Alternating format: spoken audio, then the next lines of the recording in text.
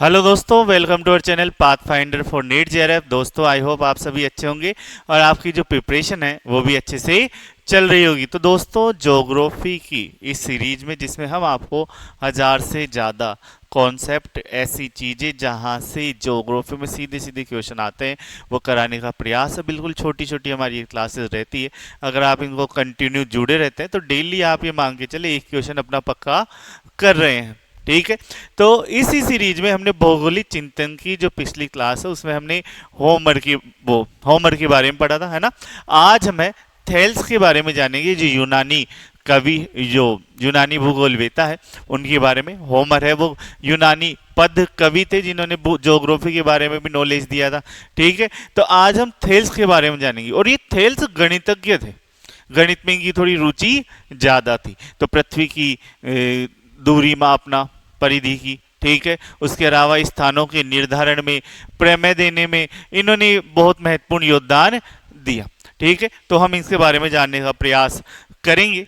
और जाने उससे पहले मैं आप सभी को बता दूं कि पाथ फाइंडर के लर्निंग ऐप पर, जिसका लिंक आपको डिस्क्रिप्शन पे दिया हुआ है, नीट जेआरएफ हो या आपके पीजीटी हो, टीजीटी हो, सभी की जो क्लासेस है, कोर्स है, वो अवेलेबल है।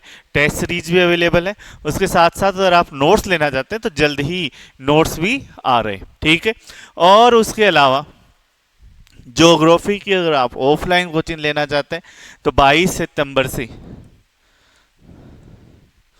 हमारी जो ऑफलाइन बैच है वो स्टार्ट है। ठीक है। तो आप ऑफलाइन क्लासेस भी ले सकते हैं। उसके अलावा अगर आपको कोई डाउट हो, कोई क्वेरीज हो, तो आप मेरे नंबर 73399835 पर मेरे से संपर्क कर सकते हैं दोस्तों। ठीक है। चलिए, ये हमारा ऑफलाइन सेंटर है। यहाँ पे मोबाइल नंबर, उसके अलावा क्लास नोट, टेस्ट सीरीज सभी कुछ अवेलेबल रहता है। अब चलते हैं हम यूनानी भूगोलवेता थेल्स के बारे में। 640 से 546 बीसी के मध्य ये थे, यानी ईसा मसीह से पहले। ठीक है।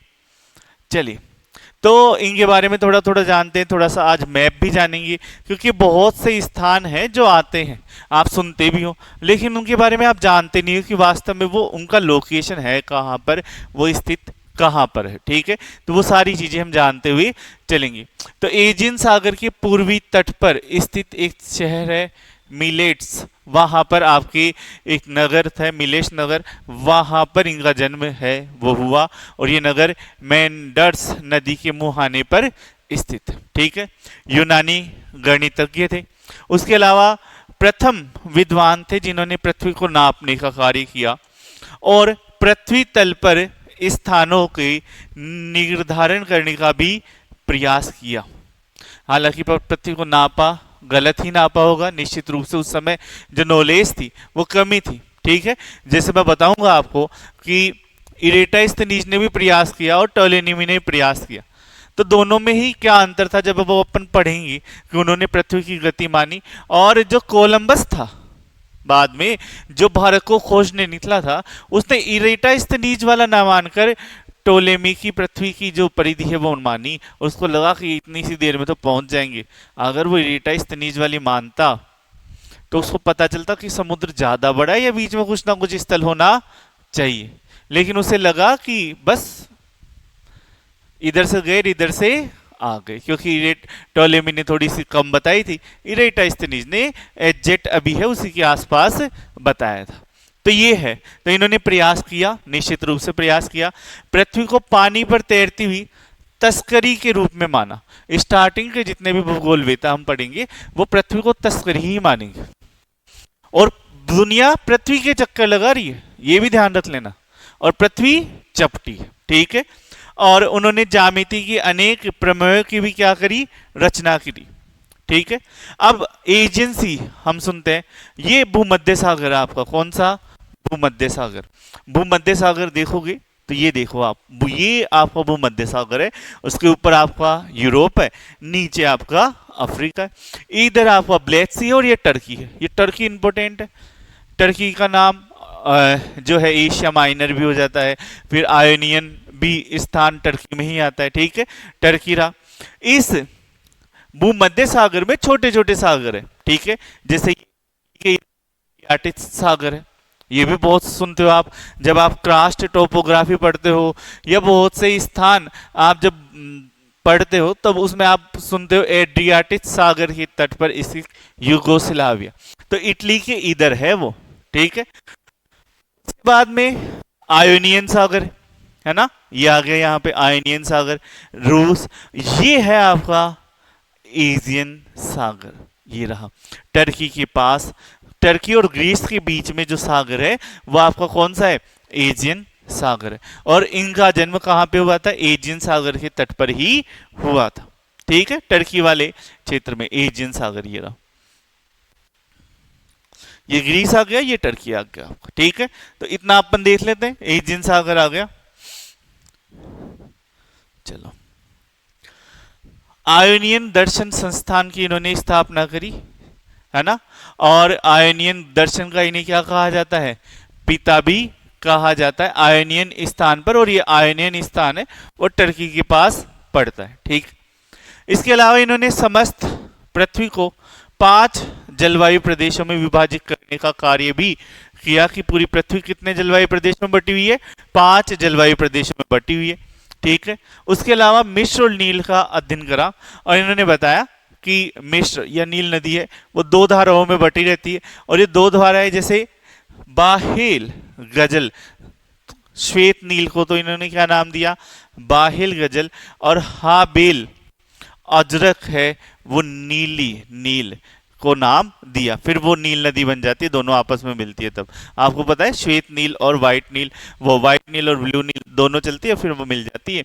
तो बाहेल गजल श्वेत को, और हाबेल अजर है वो नीली नील को नाम दिया जाता है। उसके अलावा गणितीय भूगोल का पिता है वो थेल्स को माना जाता है, किसे माना जाता है, थेल्स को गणितीय भूगोल का पिता भी माना जाता है। अब थेल्स ने बहुत सारी, या हम मान सकते हैं 2 इंपोर्टेंट ज्यामितीय प्रमेयों की रचना की थी, ठीक है, तो आयोनियन दर्शन के तहत।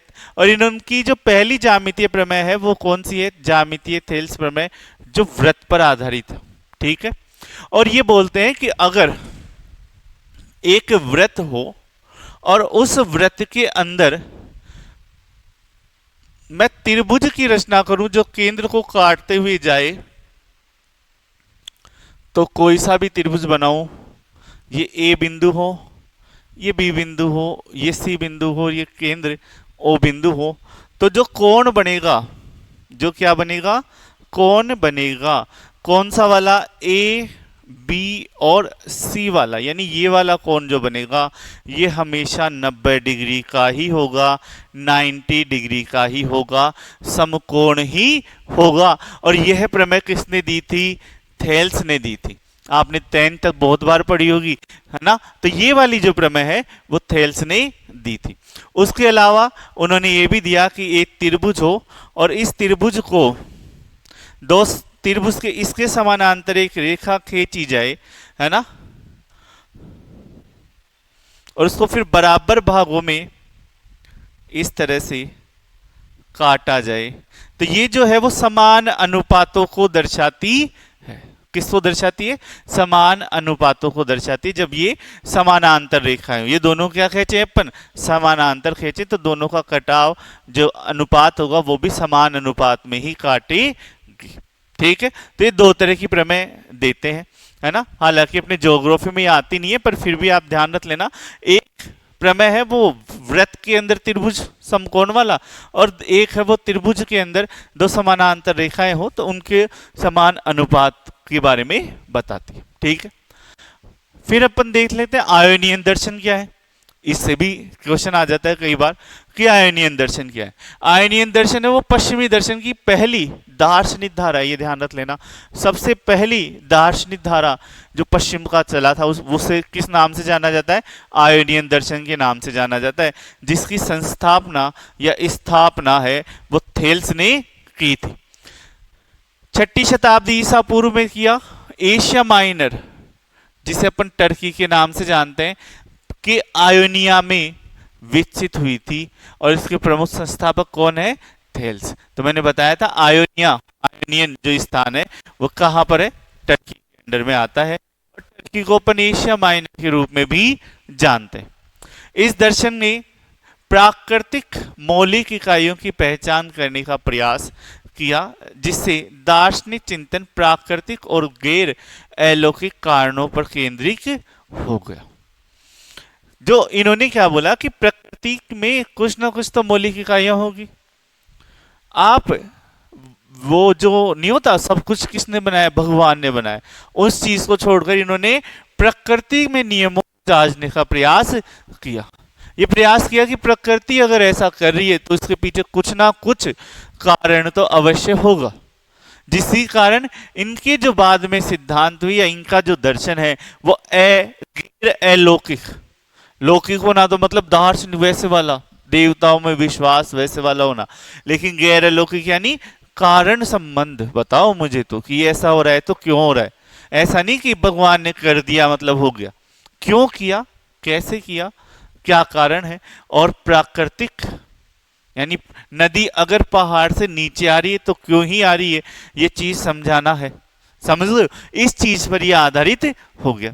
आयनिक दार्शनिकों को ब्रह्मांड की उत्पत्ति और रचना को समझने के लिए प्राकृतिक सिद्धांतों की खोज की, सिद्धांत जानने का प्रयास किया कि इनके पीछे क्या कारण है। ठीक है, इसकी प्रमुख विशेषता क्या थी, प्राकृतिक व्याख्याएं करते थे। इस दर्शन ने पौराणिक या धार्मिक स्पष्टीकरणों से हटकर विश्व और घटनाओं की प्राकृतिक व्याख्याओं पर ध्यान केंद्रित किया। ठीक है, दूसरा, प्रकृति के मौलिक तत्व पहचानने में प्रयास किए कि कौन कौन सी चीजें हैं जिनसे प्रकृति चल रही है, नियम है, जैसे पानी है। ठीक है, उसके अलावा दार्शनिक चिंतन की इन्होंने शुरुआत की, पश्चिमी दार्शनिक परंपरा की शुरुआत की, जिससे बाद में दार्शनिकों के लिए आधार तैयार हुए। धीरे धीरे जब एक सिद्धांत आया, दो सिद्धांत आया, तो सबकी रुचि बढ़ी ना कि वास्तव में यार ये लौकिक चीजों के बजाय या धार्मिक चीजों के बजाय वास्तव में इनके पीछे कुछ ना कुछ कारण छुपे हुए हैं, वो हमें ढूंढने चाहिए। ठीक है, तो ये प्रयास है वो थेल्स ने किया और ये हमें देखने को मिलता है। इससे जुड़े हुए दार्शनिक जैसे थेल्स, इनके बारे में हमने पढ़ाई सारी चीजें। एनेक्सिमेंडर ये भी थेल्स के ही शिष्य थे और इनको भी थेल्स के साथ साथ गणितीय भूगोल के पिता में शामिल किया जाता है। ठीक है, उसके अलावा आपके ये इनसे जुड़े हुए रहे और हमें पता है कि आयोनियन दर्शन वह पहला पश्चिमी विचार है जिसने धर्म या देवताओं से हटकर प्राकृतिक दुनिया को समझने के लिए तर्क और अवलोकनों पर जोर दिया, उन सारी चीजों पर ध्यान दिया। तो थेल्स और एनेक्सिमेंडर इसके प्रमुख समर्थकों में माने जाते हैं। ठीक है, थेल्स है, एनेक्सिमेंडर वो थेल्स के ही शिष्य थे। नेक्स्ट क्लास वैसे भी हम एनेक्सिमेंडर पर ही लेंगे। तो आई होप आप सबको ये छोटी छोटी चीजें हैं वो समझ में आ रही होगी। छोटी है पर फिर से बोल देता हूँ, इंपॉर्टेंट है। हर चीज को हम जानने का प्रयास कर रहे हैं, समझने का प्रयास कर रहे हैं। आई होप आप सबको हमारे ये जो प्रयास है वो अच्छा लग रहा होगा। साथ ही फिर से बोल देता हूँ, अगर आप कोर्स पढ़ना चाहते हो, डिटेल से पढ़ना चाहते हो, टेस्ट देना चाहते हो या नोट्स चाहिए तो आप पाथफाइंडर लर्निंग ऐप पर अवेलेबल है।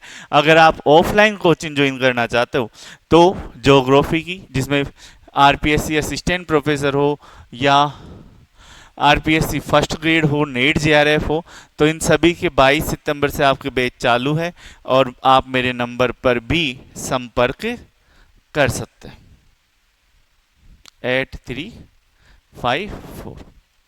ठीक है दोस्तों, धन्यवाद।